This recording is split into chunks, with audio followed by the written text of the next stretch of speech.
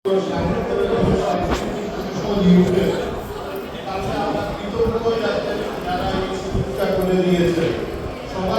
গণতান্ত্রিক মাধ্যমে ওনাকে সাধুবাদ শুভেচ্ছা।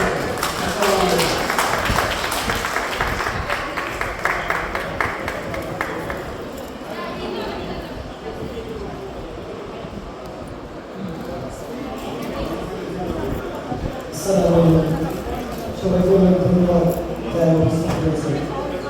আসলে আমাদের আরও কিছু মানুষ রাস্তায় আছে, আজকে দেরি হয়েছে ট্রাফিক এবং অসুবিধা হয়ে পার্কিং খুঁজে পাচ্ছি। এজন্য আমি সেলফি দিচ্ছি। আমি সোনিয়া এটা একটু ঘুরায় দাও, পা দিয়ে হ্যাঁ ঘুরায় দাও এদিকে। এই সময়টা অভিযোগ কথা ছিল। যাই হোক, আপনারা সবাই উপস্থিত হয়েছে। আমার প্রথম কাব্যগ্রন্থ এবং কাব্যগ্রন্থ অধরা শেষ না কবিতা সমঞ্চল হয়ে পাণ্ডবের প্রকৃতির অঞ্চল। আমি এই কবিতার মধ্যে একটি নতুন সংযোজন এনেছি, তা হল বাংলা এবং ইংলিশ। এটা করার কারণ হলো আমাদের নতুন প্রজন্মে যারা এই ব্রিটেনের মাটিতে জন্মগ্রহণ করেছে, যেমন আমাদের ছেলে সন্তান যারা হয়তো আমাদের বাংলা সাহিত্যের সাথে তাদের তেমন কোনো পরিচয় নেই, আমি এই পরিচয় করিয়ে দেওয়ার জন্য এই বইয়ের মধ্যে বাংলা এবং ইংলিশ দুটো ভাষায় সংযোজন করেছে। আশা করি আপনারা যারা আমাদের বাঙালি প্রজন্ম যারা আছে তারা যাতে এই বইটি পড়তে পারে, বুঝতে পারে, আমাদের বাংলা সাহিত্যের সাথে ওরা জড়িয়ে থাকতে পারে, এটাই আমার এই বইয়ের মূল উদ্দেশ্য। আমি আশা করব আপনারা যারা এখানে এসেছেন, আপনাদের পরিবার নিয়ে এসেছেন, বাচ্চা আপনাদের ছেলে সন্তান নিয়ে এসেছেন, তাদেরকে আমার এই বইটা আপনারা সংগ্রহ করবেন। ইত্যাদি প্রকাশনাকে আমি অনেক ধন্যবাদ জানাই। তারা আমার এই বইকে অনেক সুন্দর করে এটা প্রকাশ করেছে। ইত্যাদি প্রকাশনার এই বইটি সংগ্রহ আছে, আপনারা ইত্যাদি প্রকাশনা থেকে সংগ্রহ করতে পারবেন।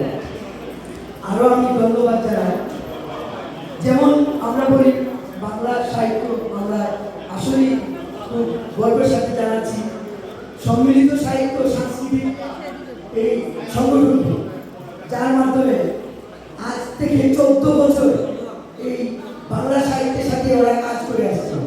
তাদেরকে আমি জানাই অনেক ধন্যবাদ। প্রথমত আমি ধন্যবাদ জানাই আমাদের ইকবাল ভাইকে, উনি অনেক পরিশ্রম করেছেন এই সংগঠনের জন্য। আমি 2 বছর যাবত দেখেছি ওনার পরিশ্রম।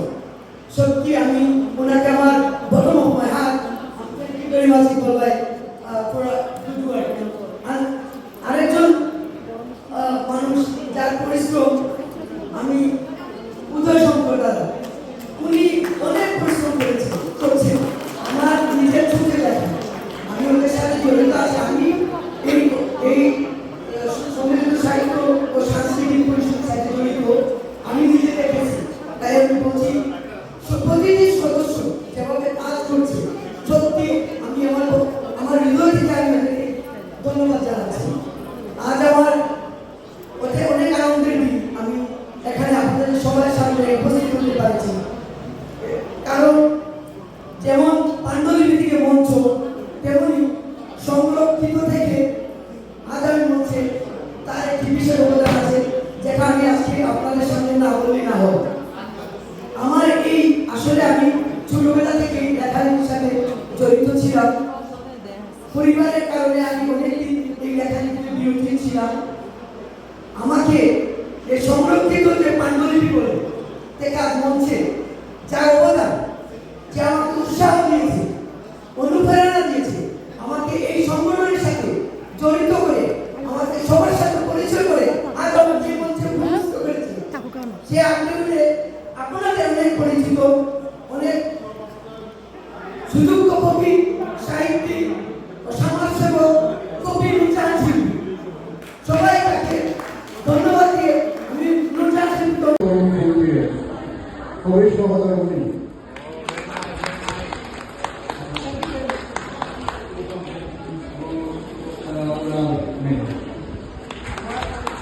हमारे माध्यम में श्वेता को लगातार thank you very much thank you everyone